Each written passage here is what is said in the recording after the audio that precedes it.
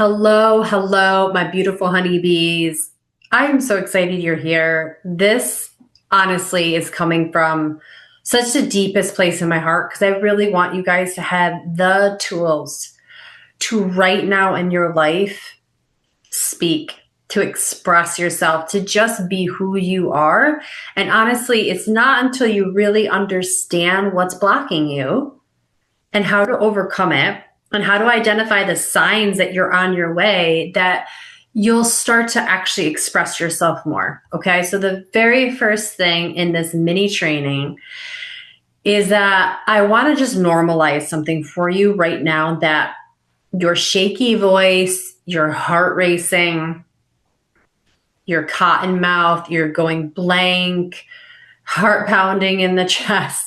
Or for me, like I used to turn every shade of red on my neck and get all blotchy to the point where people are like, are you going through, like, are you having an allergy? It was so embarrassing. But what I want you to hear is that we've been taught that regulation, or like being a leader and being comfortable in a leadership role, being comfortable being a great speaker, means calm. And it's just not true. Sometimes regulation actually means staying put in your body while you're feeling all those things. You're just not naming it as a threat. You're no longer naming it as a problem. And forever I will say to you that the vocal honey woman, the woman who is moving the room with her voice, with her ideas, with her passion, with her power, is not the loudest woman in the room. She doesn't have the best outfit on. She's not the most articulate. It's actually the one who can stay put in her body and feel everything and no longer read tension as a problem. So we're going to talk today about how to do that, okay? And also when you join Honeywired, which is coming up, we're going to be wiring you into the woman who no longer reads tension as a problem, okay? So you're not dysregulated in those moments. Really hear me. You're not dysregulated. There's nothing wrong with you. You're totally normal. It's just you're stretching. You're stretching your capacity. And people are wired differently. People are wired differently. For some of you, stretching your capacity is going to make you want to lean away. For some of you, when you're stretched in your visibility capacity, you're going to want to lean in and over talk. Sometimes when we're stretched in our capacity, as we're going to see, you are suddenly like sick more, because when you're sick or you're too busy or suddenly disinterested, you don't have to show up and do the thing that scares you. So it's like the perfect cop out. Sometimes you feel like you get weird. Sometimes you feel like other people get weird when you express yourself. So it's all so very normal. And what we aim to do inside of Vocal Honey and Honeywired and any coaching I do, anytime you have any podcast from me or any YouTube video, is we're normalizing it. We no longer make the body wrong. We're no longer reading tension of visibility as a problem. And we're learning how to stay put, stay anchored in our body while we express ourselves, whatever way we are here to express ourselves, okay? So I'm really excited for you. I'm excited you're here. I'm excited that you're at this point where you're like, this just needs to stop. I just need to let my genius just come out of me. Because it doesn't matter how many initials you have after your name. It doesn't matter if you're an expert. Your biology doesn't care how many degrees you have. Your mind does. This is why skill is a mindset thing, right? Skill is a mindset thing. Confidence is a mindset thing. And so, sure, skill is important, but you could be the most polished expert in your field and still feel extremely uncomfortable at certain points in your visibility game, because visibility isn't a mindset thing. Visibility is a biological thing. Do you feel the difference? This is why experts still freak out. This is why your body still betrays you and you're getting nervous. And then it's so freaking frustrating, right?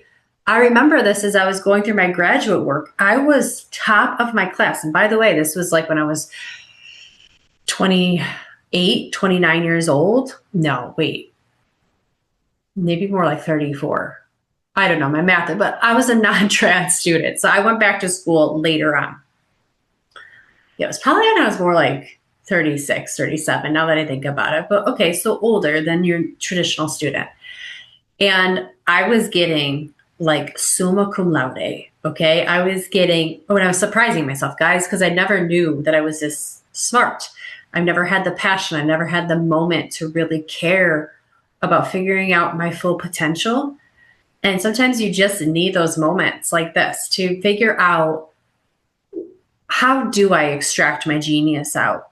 And so when I was going through my program, getting these great grades, one-on-one and in my head, I was like a genius, right? Like I knew how to say it all. I understood all the big concepts. I understood neuroscience and psychology, and I was getting my cognitive science degree, and I was going on for human-computer interaction, like killing it, getting getting those, like you get stipends back, or you get like certifications, and then you get like, what are they called? I'm totally blanking out right now, and I'm not going to edit this out.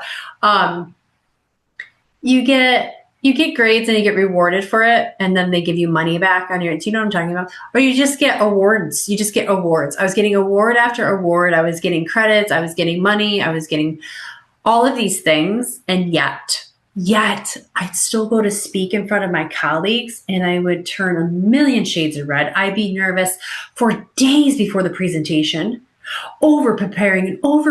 And then during, wanted to throw up all over the place, constantly in my head, thinking about every single little thing I was saying, monitoring my words as they were coming out of my mouth. I couldn't find a state of flow.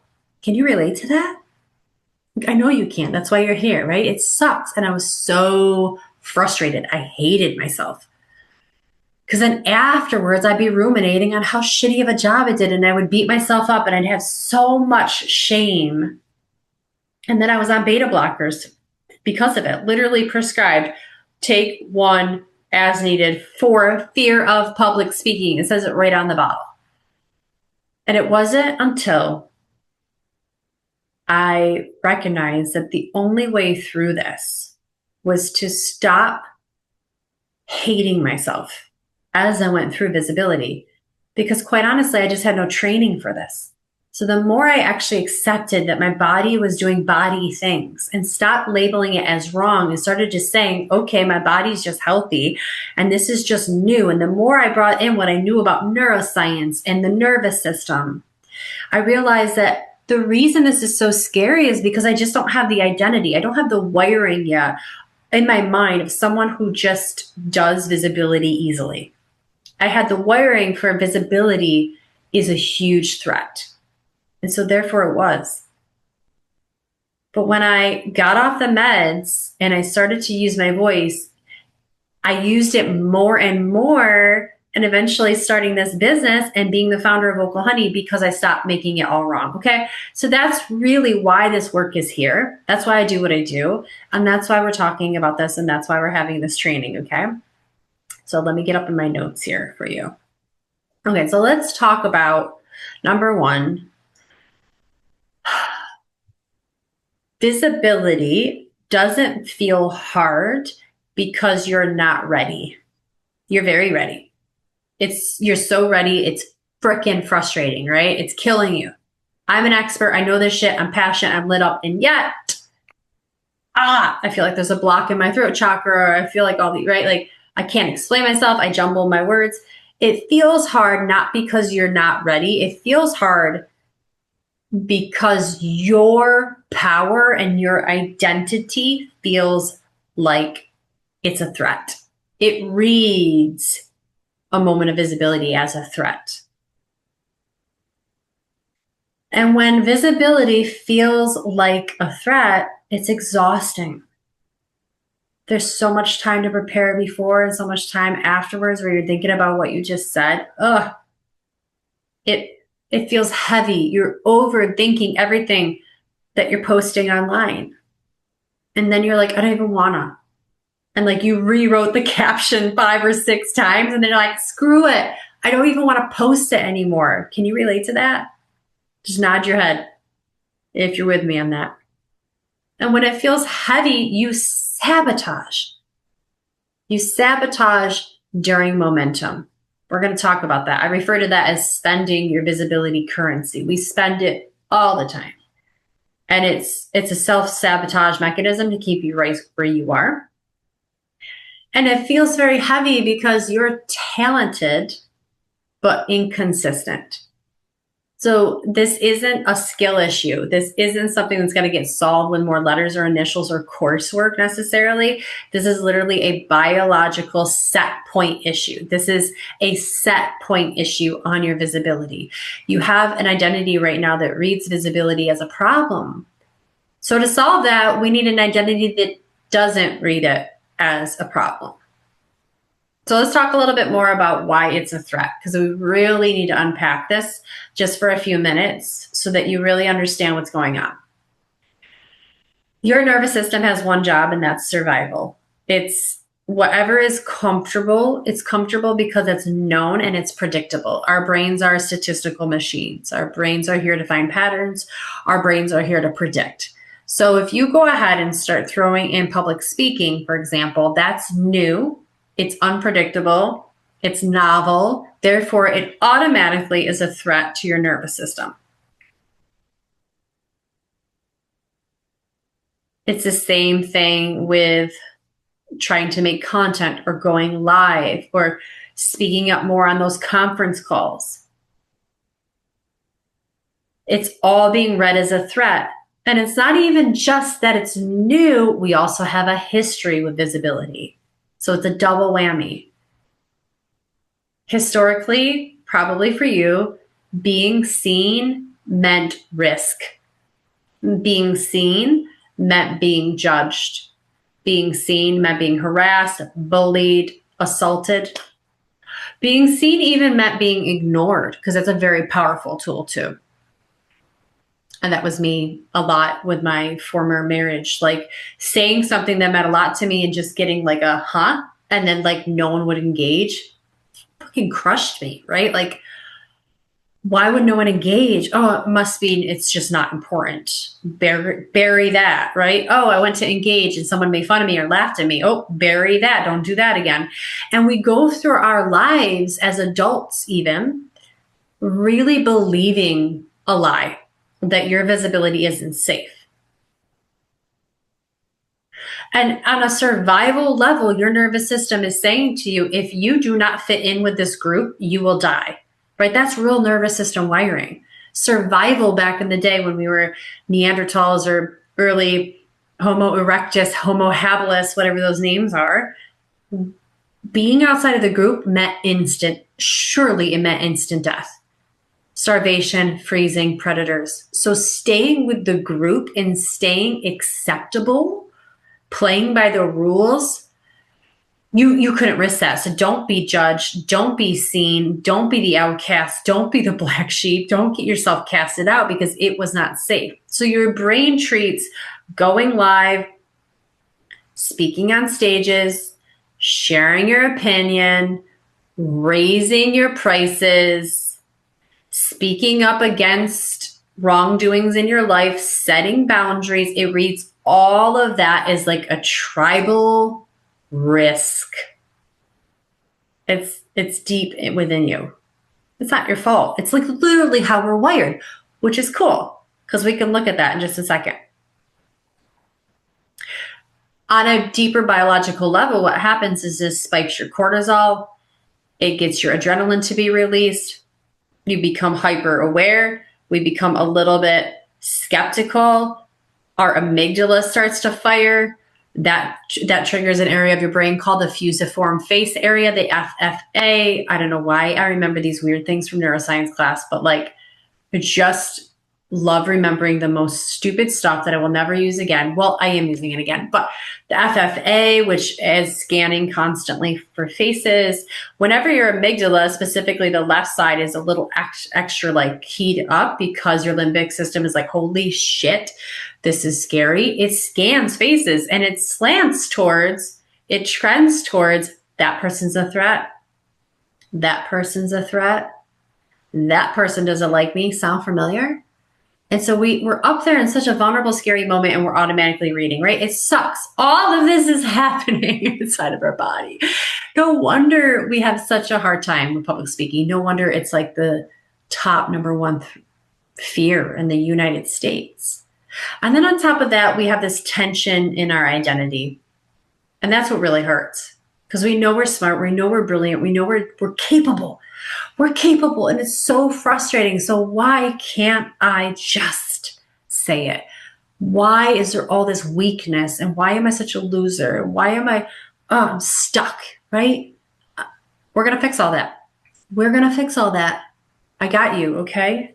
And continuing on and joining Honeywired, link below, is what's going to also help you get over that, like, boom, instantaneously. Because what I know and what I train other people is that when we rewire our brains for the type of visibility that we want, the way we want it to feel, visibility feels easy. I don't overspend my visibility currency. Life is good. I'm making impact. I don't have to push. I don't have to perform. You can wire all of that. In other words, biology can be trained, and we should be doing that. Okay, so let's talk about the identity gap. You guys with me so far? You with me? Make sure you're taking notes on this so you retain a lot. The identity gap, okay? Let's just use an example. You're trying to learn how to play the piano, okay? You don't actually struggle with the piano because it's hard. You struggle with the piano because you don't have the wiring in your brain for someone who plays it easily yet. So we never have the problems that we think we have. We only have the identity of someone who has those problems. Did you catch that? You don't have the problems you have. You have the identity of someone who has those problems, right? Because what happens? The more you practice the piano, the easier it gets. And then that reinforces that you're getting better. And then we say, yeah, no problem, I can play the piano. What happened was we used our motor skills. We focused, we paid attention, we had repetition, we had emotion about it. We were getting excited or we're getting frustrated. Either way, it's emotion, and the brain pays attention. And neurons start to wire together based on that consistent information about playing the piano. And that's what learning is. All learning is that neurons have wired together for that particular thought or task or memory. And so learning on the outside is just you do it faster and it's more enjoyable. Or it's just faster. It's just easier. You perceive I have learned because it's faster and it's easier. But what happened on the inside of you is this: you just kept playing the damn piano. Visibility works the same way. You have problems with visibility because you don't have the identity of someone who doesn't have a problem with visibility. So we need to install in your brain, in your hardware, the new identity of someone who actually says, not only do I like visibility, but I expect it. Can you just feel that for a second? I expect it. Damn. I want it. I seek that shit out. That's the vocal honey woman. She said, I'm not too much. I don't get overlooked anymore. I don't get interrupted. My big personality is exactly what it needs to be. She no longer says, I'm not enough. That's not even I can't outshine anyone. That's not a thing. She's like, I shine just fine and everyone else does too. It's not like I'm safer when I'm small. It's like I'm actually safer when I'm playing big because I'm making the most impact. And I'm no longer negotiating with who I think I should be or who not be. Like I just am who I am. And so there's a flow. It feels really good. So visibility will always feel threatening to you. And even when you're good, like even at the level you're at right now with visibility, like you might be making lives and speaking on some stages, but there is always a next level. There's always a next level that you're being called to. And so the work is never like, you're at the level you're at because you don't have an identity of someone who can hold more yet. So we're going to talk in just a second about that energetic set point. That's exactly what it is. So if you want to be on more stages, if you want to be interviewed on bigger podcasts, even that is going to be perceived as a threat because you haven't done it yet. And what gets frustrating is that we get so good and so polished at speaking our mind and being visible that all of a sudden it gets frustrating all over again. Well, why does this feel like? Why am I in a bigger room and suddenly I'm comparing myself to every other person in there? Why have I made thousands of dollars and I still feel freaked out that I'm about to raise my prices? It's because money gives you a greater chance of being visible. Money and making more of it is actually what allows you to book that ticket to get on that stage that you paid $5,000 to be on.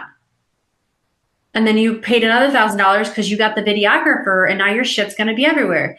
Like money is actually a magnifier for your visibility. So let's just hold on to that thought, okay? Your visibility set point. Let's talk about that. This is a core concept in all of this, okay? Again, you don't have the problems you think you have. You have the identity of someone who has those problems. And the problems that you have are operating within a set point. There's a baseline visibility that feels good and comfortable, and there is a max. Anything above that is freaking you out. It's making you question everything, and you're going to sabotage by spending and getting rid of that visibility. So what you end up asking when you have a set point is, what's the lowest I can go? Like, how invisible can I be so that I feel safe? That's the low point. How invisible can I be so that I always feel safe? Whereas a high point is, how visible can I be before I self-sabotage myself? Like, what's the highest point that I can tolerate before I sabotage? So what's safe, and how often can I get away with not being visible? And when I am max visibility, what's the point, the highest, before I freak myself out so much that I self-sabotage? If you exceed your upper threshold before you have created the identity of someone who just is at the upper threshold, you will forever sabotage yourself. You'll miss deadlines. You'll pick arguments with people. You'll suddenly become sick. You'll suddenly become disinterested. You'll suddenly don't have the money for the gas to drive there. You'll ghost opportunities. You will not follow through at all. You'll dim your light when you are there. So let's say you do show up, you don't ghost, you actually do show up, you're going to dim your light. You'll speak just a little bit, but then you'll stop speaking when you really wanted to go on. Okay, afterwards, you're going to nitpick your content. You watch it obsessively over and over again. Another big one is you're just going to say yes to misaligned opportunities. You'll say yes to misaligned opportunities because it's so much more comfortable to be in an environment that is unaligned, because it will never extract your full shine. In an unaligned environment, you will have blocks. You won't be asked to be in your genius because there just isn't the opportunity to be in your genius. Everywhere you go, you're just going to hit roadblock and no's and friction. But when you are actually in an aligned opportunity, which you wouldn't say yes to because it's above your threshold, but when you're in that aligned opportunity, people are jumping into your programs, you're getting paid for what you do, the audience is standing up and giving you a standing ovation, you're being praised, you have a line of people waiting for you when you get off stage to take pictures with you. This is what happens to me all the time now. It's not because I'm a better speaker than anyone else out there. I'm not. There are speakers who are way better than me. It's because I have an energetic set point that expects that. And since life is only giving us what we are, not what we're being, it's going to mirror that back.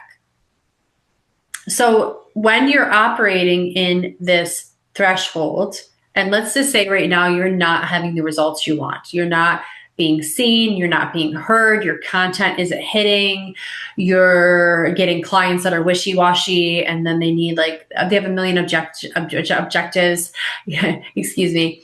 Or you're just not getting invited to stages, and not even that, you're just like, where are the stages? If you're asking questions like, how do I get on a stage? Where do I look? That's your set point. So look around right now. If you're like, what is my set point? Just look at the level of visibility you're at. That's your set point. And so if you're not getting on stages, that's your set point. You have a block around stages. If you're not just DMing people and saying hey, I think it's selling. I have no problem. If I truly want to work with a woman and I absolutely know that my program can help her, I am in her DMs girl, this is for you. Let me know if you want the link. I want to work with you. I make a lot of, it's active income, but I make a lot of income that way. Because it's sincere, but there's a version of me for sure that was above my highest threshold because that's too pushy.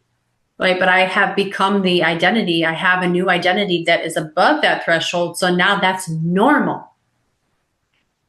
So when we have big moments of opportunity and visibility, if it's above our highest threshold, we sabotage. And it's not because you're lazy. It's not because you're not ambitious. It's not because you don't care. Please don't get down on yourself like that. It's literally because of your biology. It's literally because your system says that's unsafe. That's all. It's unsafe because it's new. So what if it didn't have to be new? What if you could install memories of the future? What if you could rehearse a future state, which creates memories? What if you can install memories of the future and rehearse those memories so much so where it gives you an emotional feeling and it rewires your brain to where you've already done it? That's how we up our set point. And it's small. We want to do it over time. Quantum leaps do happen, but for the majority of us, it's small incremental changes. It's reinforcement every single day, multiple times a day. And it's fun. It's easy. It's all about energy. It's all about feeling good. Because when the alternative is when you feel something is there and you really want it, but your biology says no effing way, you shrink back to your lowest set point. And that feels like what? Absolute shit, right? We don't want that anymore. And that's why you're here. And that's why this work exists. And that's the genius of Vocal Honey. And that's the genius of Honey Wired, the group coaching that's coming up in April. It's let's just get rid of that old identity and put the new one in so we can just get you out there. And so you can just express yourself the way you're supposed to be expressing yourself, making the impact you're supposed to make to the people you're supposed to make, and then making that money or making that visibility, however that is, so that you're living the life you're meant to live, right? Doesn't that sound amazing? Okay. Next concept. Wealth. Let's talk about visibility currency. This is a new concept.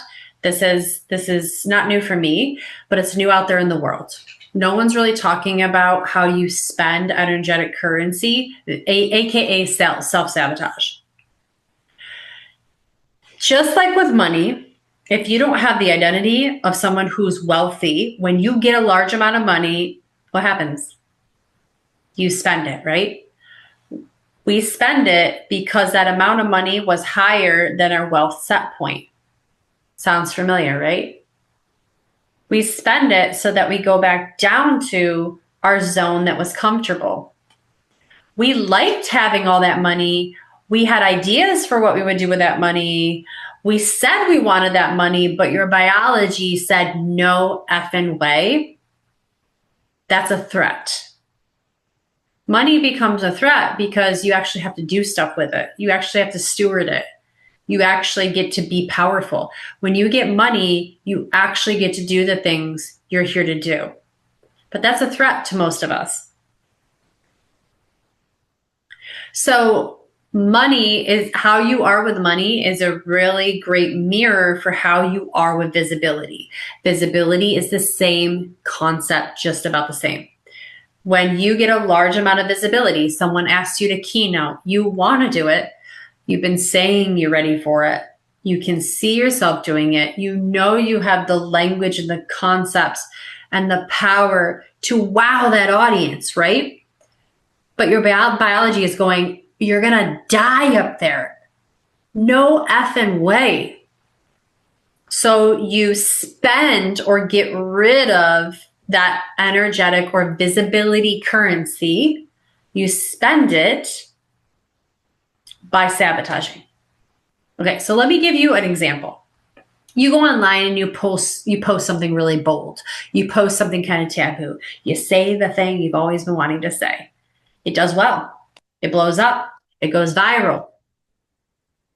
You suddenly feel happy and then exposed because your DMs are popping off and you got all these comments inside and likes, and forwards. Great, right? And then there's some trolls. And then there's people who are like, tell me more. And there's this huge discussion. And maybe even people argue underneath, which has happened to me before, defending me and then hating me more. And they team up against me. And it's so freaking weird and hilarious. And then you overgive inside the DMs. And then you're like attached to that moment and you overgive and you defend. Maybe then someone's like, oh my God, this concept's amazing. Come on to my podcast. And you say yes to an unaligned opportunity. You just leak. You just leak and give and give and give. And all of that isn't necessarily bad, but all of that doesn't have to happen. It's a way for you to deplete your visibility because it's uncomfortable. And then you're back to exhausted. And then it doesn't feel good because you helped yourself to dysregulating your nervous system. Okay?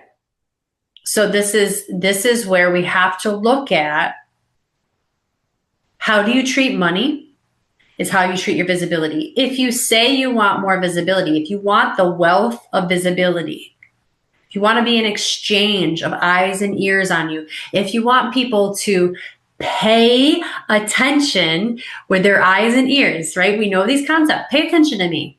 Or I want people to pay attention. Do you? Because in the moment of high visibility, it's going to feel like a big, stressful moment unless you have the identity of someone who knows that they are supposed to be wealthy with visibility. Wealth is a concept. Wealth is an identity. And when you can raise your visibility set point to someone who expects more and more and more, and it feels normal, when it shows up, you don't sabotage by suddenly getting sick, by suddenly being uninterested, by suddenly not having the money, by talking yourself out of it. Now, there is general just misalignment, and sometimes you need more information to respond to. That's not what I'm talking about. I'm talking about the bullshit excuses that come up. You guys know the difference, okay? There's a difference. And sometimes you have to be like really conscientious. You have to know yourself to go, oh, that's a pattern again. Visibility will feel a little shaky. Visibility will feel scary at times. But when we do the work behind the scenes before the big moment of visibility, you're going to feel safe in that moment. It's still going to excite you. You're still going to be like, holy shit, right? It still might make your heart race, but you won't sabotage. Now let's talk about for a second in the moment of speaking. Let's say you said yes to that keynote and you showed up, but you haven't done the inner identity work. You haven't done the work with me inside of Honeywired. You're going to get on that stage and you're going to spend your visibility currency there by speaking extremely quickly, rambling. You can't land the plane. Your sentences aren't clear and there's a lot of up talk instead of declarative down talk. So if you want to speak like someone who knows they're supposed to be listened to, we cannot spend the currency. We have to hold the visibility currency. And this is the work I teach. This is Vocal Honey Group Coaching and Onward. My one-on-one clients We are constantly doing this because in a moment of visibility, your power is being reflected back to you. If that power reads as a threat, I'm not supposed to be loud. I'm not supposed to play big. I'm not supposed to have all the attention on me. Attention is bad. Attention is bullying. Attention is threat. You're going to shrink in that moment. And then when you get off stage, you're going to hate yourself. And I don't want that to happen to you. I've been there. I've had clients go through that and then they find me. And they're like, I want to get off stage and go, I fucking nailed it. Man, like, I feel so good about that. And you can, and you will, okay? So we raise that energetic set point. It helps us move from getting ready to resolve energy. We become the identity of someone who's expecting big levels of visibility. Our body still gives us like nervous system stuff, but we don't read it as tension. We don't read it as a problem. We just say, oh, my body's just excited. And then when you're in that big moment of visibility, it feels neutral. And that's the kind of speaking that you're after. Your words just flow. Your thoughts just flow. You don't have any problem with silences. You don't need to be heavily scripted. You don't sweat. You don't shake. It just feels good. And I went there from being medicated to completely feeling calm, wanting all the stages, loving even the adrenaline now that I get sometimes. It's no big deal because I don't read it as a problem, okay? That's where you're going to get to. And a lot of people think that skill is the answer. Like, this is where the overthinking woman, the masculine driven woman, there's nothing wrong with you if that's you. I work with that type of woman all the time because what they don't quite get is that another certification won't help you. Even going to a yoga class and relaxing won't help you. Like, you can't think your way. You can't confidence your way through this. It's biological. Because you can have more certifications. You can be the smartest person in the room. But if your baseline identity says that I'm only worth this much amount of visibility, you're going to sabotage. You're going to unconsciously regulate yourself back down to what's comfortable, even though you hate that. Even though that's a place where no one knows your name, people are talking over you, people aren't taking you seriously, you're terrified to be seen and heard. You hate that place. But you'll regulate yourself back down to that by sabotaging. Skills, degrees, certifications expands opportunity that could come to you. But identity expands capacity. Like, who am I going to be when I'm in that room? Your skills, your degrees, your achievements might get you the invitation to be on the stage. But how you speak on that stage is capacity. Got it? Okay. So how do we do this? How do we change our visibility set point? How do we work with our capacity? Okay. Step one is awareness. The first thing, do you feel regulated? Do you feel like you want to disappear, or do you feel good? Awareness. Just check in with this new, like, are you asked to be on stage? Do you know you want to go and be on that panel? Do you feel the need to over-explain when you think about being interviewed on that podcast? Are you slipping into people-pleasing? Do you feel like you're going to be apologizing for being powerful? That's your ceiling, right? Like, we got to become aware of your ceiling. So what I want you to do is just close your eyes and think about that thing you want, and you're going to feel the feelings of that moment. It's really important that you let yourself go there. Thinking about getting, like, I remember when I applied to speak on a Forbes stage, like, I was like, there's no way in hell, but I'm going for it. And I didn't get picked. But like, I was filling out that form going, when did we get here? Like, when did we get here where we are so audacious and so bold, where I'm just like, hi, Forbes, I hear you need, like, I filled out the form, but essentially I was saying, I hear you need speakers. I'm a great speaker. Here's why you need me on your stage. I never heard anything back, but that was for me. That was for me. That filling out the application was a mirror. Holy shit, this identity work really works. And also, not being picked didn't rock my shit. So you see that? Do you see that? Like, We could be going for things that are so like we want it. We could taste it. We want to be on that Forbes stage. I did. But like had I gotten rejected or no response at all, if that move was really above my visibility set point, it would have disappointed me so much and I would have gone, yep, that's just more evidence I'm a loser. I'm not supposed to be doing this. I'm not here yet. I haven't made it. Of course they didn't get back to me. So do you see how this is why this work is so important? Because you raise your visibility threshold, then you go for something that's at that threshold. It doesn't matter whether they like you or not. It doesn't matter whether you're chosen or not, because raising your visibility threshold is you choosing you. Raising your threshold is you liking you. It's you taking the power back. And then when you arrive, you're not looking at everyone's faces. You don't need everyone to applause. You don't need everyone to get it. You got it. So this is also about self-worth, and it's also the work that's going to help you take care of yourself and look out for you, okay? All right, so the first step is awareness of what your ceiling is at. Do you feel the need to explain? Do you feel the need to play small? Are you suddenly nervous, like doubting yourself, nervous, not just shaky?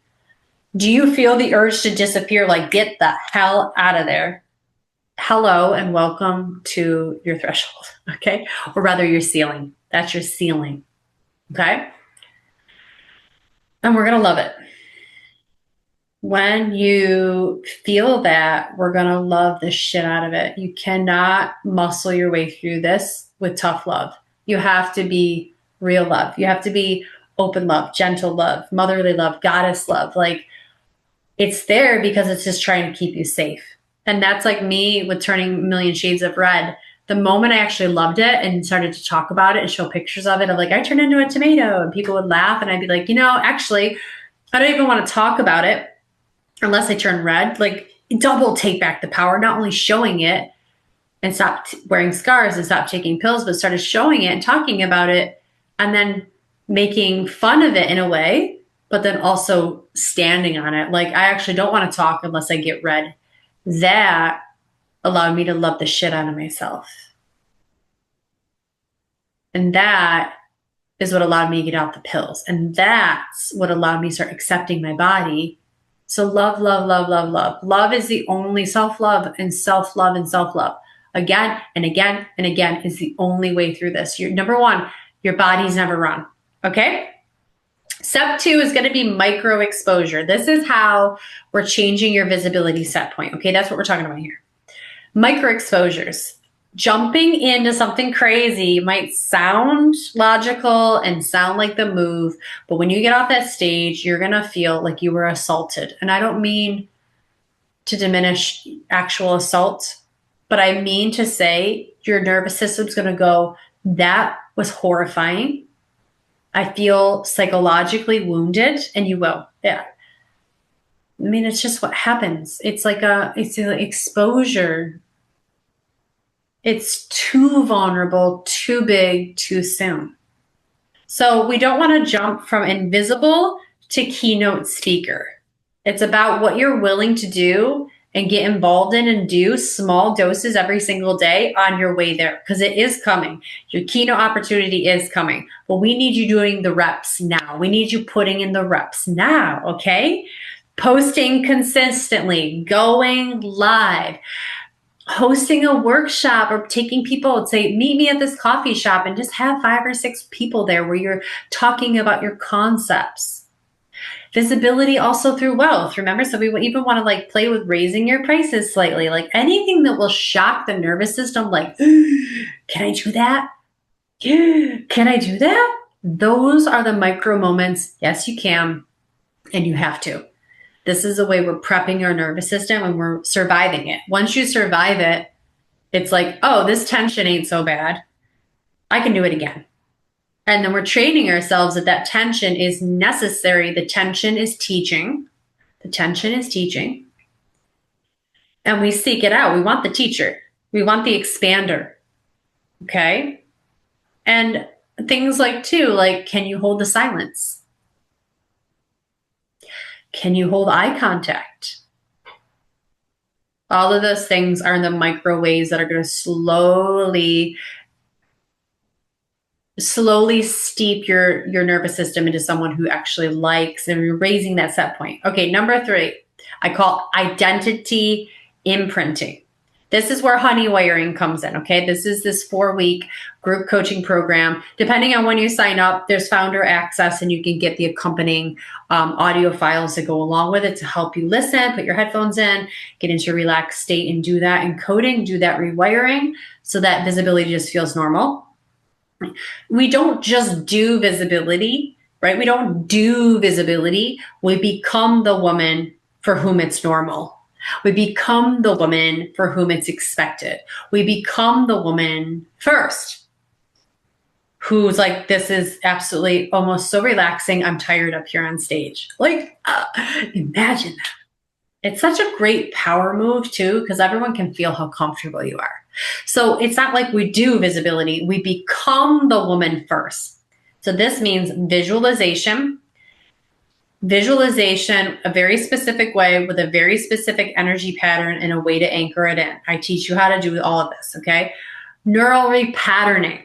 We want to expose the nervous system with our visualization to very specific things to make us feel certain things, and then we integrate it into the body so that it's normal and expected. Emotional imprinting. This is key because your brain pays attention to the things that it gets emotional for, and this can speed up a good thing and a bad thing. So we want to speed up the ability to feel calm and grounded while you're being seen. And future self-integration. This is my favorite part of all of it. When you step into your future self, we have to integrate it. And there's a very specific way that I bring you in through that so that your body actually owns it in the real time. And then when we come back into our lives by opening up our eyes and awakening, we're not like pretending we're her. You are her. It's fucking phenomenal, okay? And it works every single time, no matter if you have this experience or not, no matter if you're a creative person or not, no matter if you can feel or not. This just works because you have a brain, because you have a nervous system, okay? And this is what I teach inside of the Vocal Honey group coaching. It's what I teach in my one-on-one. It's what I teach inside of Honey Wired, okay? It's that like accelerated gas pedal identity embodiment. I really hope this is helpful. All right, let's finish this up with a couple more things. Let's embody this right now, okay? We're going to do a little exercise. I want to ask you to close your eyes right now and just drop in. Set down your pen, roll your shoulders up, back, and down. Relax your jaw, relax your belly. Deep breath in and out. Good, one more time. Take that deep breath in. Hold your breath at the top. And witness how your mind becomes less active when you're holding your breath. Exhale with a sigh. Good, one more time. Deep breath in, holding it at the top. Witness the inner stillness of your mind. And exhale, we release.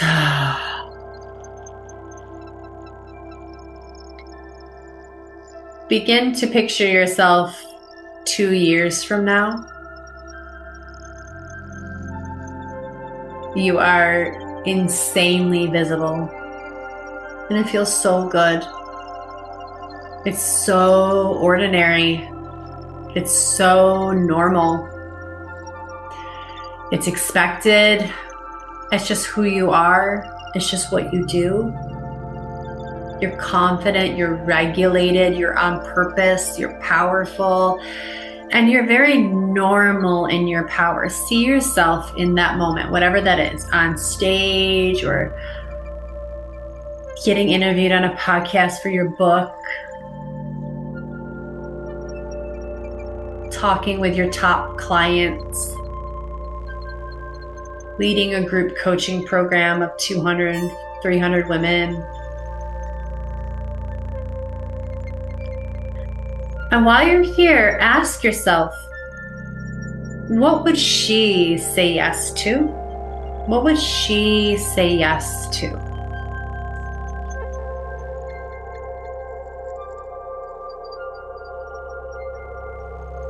and feel what you see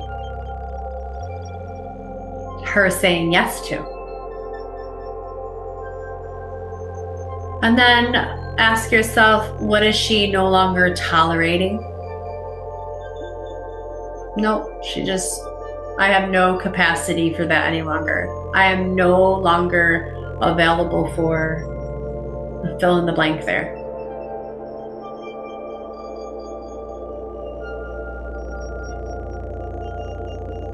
And then how does her body feel when eyes are on her?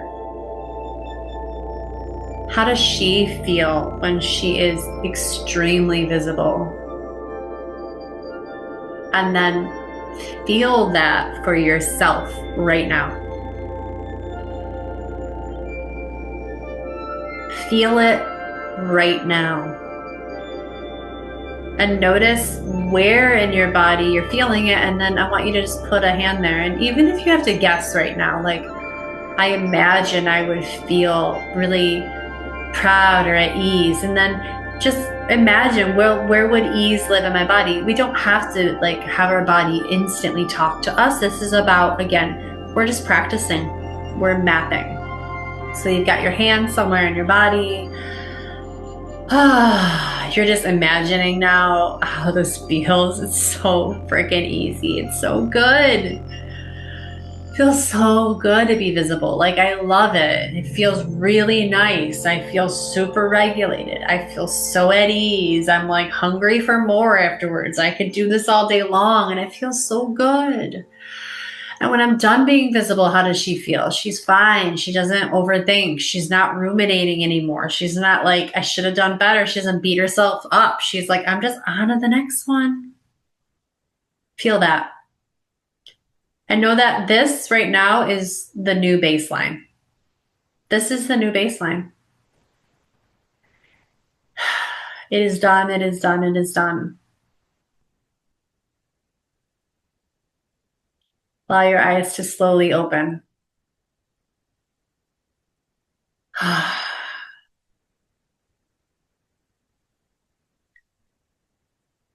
What I want to leave you with is this. Visibility doesn't become easier because you've tried harder or rose to the occasion. There's none of that because it's biological. It's only when you raise that energetic visibility set point inside of you that visibility has a place to land. You built capacity, and your nervous system no longer reads it as danger. It reads it as a sign of your birthright, that you're on your path.